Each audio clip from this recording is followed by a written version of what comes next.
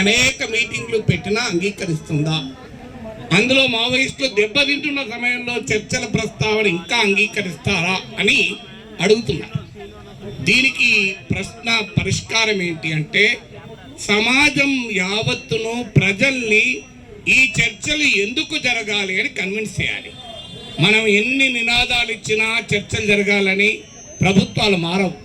ప్రభుత్వాలు ఎప్పుడైనా మారేది ప్రజా చైతన్యం వల్ల మాత్రమే.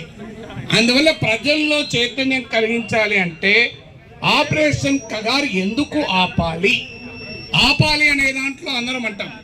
ఎందుకు ఆపాలి అనే ప్రశ్నకు ఒక తార్కికమైన ప్రజలు అర్థం చేసుకుని కన్విన్స్ అయ్యే సమాధానాన్ని మనం ఇవ్వగలగాలి. ఆ సమాధానం ఏంటి? మొదటిది నీకు కొన్ని మాటలు చెప్తాను నేను. This is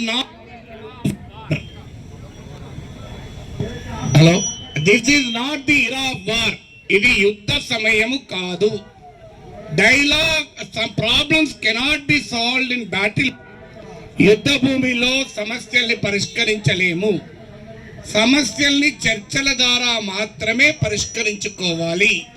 disputes and differences can only be solved through dialogue around the table. ఈ మాటలు నేనన్నా, నరేంద్ర మోడీ అన్నది. అందువల్ల నరేంద్ర మోడీ అనే ఈ మాటల్ని భారతదేశంలో అప్లై చేయండి అంటున్నాం. నిన్న కాక మన సైప్రస్లో ఇదే మాట మాట్లాడాడు, మాస్కోలో ఇదే మాట మాట్లాడాడు. నరేంద్ర మోడీ గారు రష్యాకు, ఉక్రెయిన్, ఇజ్రాయిల్కు, ఇరాన్కు చెప్తున్న మీరు మీ ప్రభుత్వము ఎందుకు అంగీకరించదు? ఇదే మీరు చెప్పిన దాన్ని అమలు చేస్తానికి. ఎందుకు మేము అమలు చేయమంటే వాళ్ళు దేశం పైన, రాజ్యం పైన పోరాడుతున్న వాడితో మేము ఎందుకు జరుపుతాం అంటున్నారు. మీరు నమ్మే హిందూ మతంలోనే ఉదాహరణలు ఉన్నాయి దీనికి. ఈ ప్రశ్నకు సమాధానం, రావణాసురుడు సీతమ్మ తల్లిని తీసుకెళ్లి ఏడాది పాటు నిర్బంధించిన రావణాసురుడు మారుతాడని చెప్పి శ్రీరామచంద్రుడు అంగదుని రాయబారిగా చర్చలకు పంపాడా? నాకు చెప్పండి. శ్రీరామచంద్రుడు తెలియదా తాను రావణాసురుని ఓడించగలుగుతానని? తాను ఓడించగలుగుతానని తెలిసి రావణాసురుడు మారి తనకు వ్యక్తిగతంగా అంత అన్యాయం చేసిన దుర్మార్గం దగ్గరికి కూడా అంగదుని రాయబారిగా పంపాడు. ఇక కౌరవులు యుద్ధం ఆపరని తెలుసు, యుద్ధం కోరుకుంటున్నారో తెలుసు.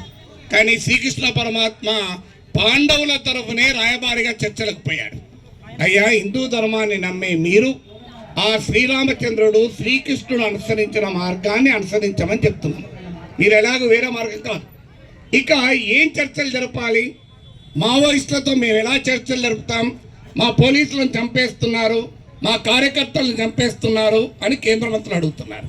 నేను అడుగుతున్నా ఏంటంటే, అయ్యా, మావోయిస్టులతో చర్చలు జరపకండి, ఆదివాసీ సంఘాలతో చర్చలు జరపండి. జల్ జంగల్ జమీన్ అనే సమస్యకు పరిష్కారం ఏంటని ఆదివాసీ సంఘాలతో చర్చలు జరపండి.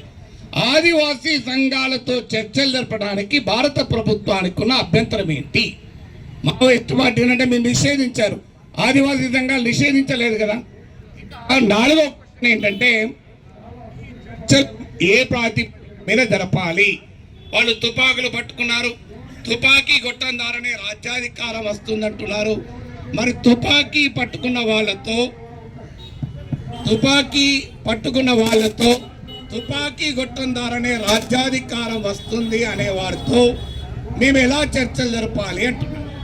అయ్యా, మీరు భారత రాజ్యాంగం ఆధారంగా చర్చలు జరపండి. మేము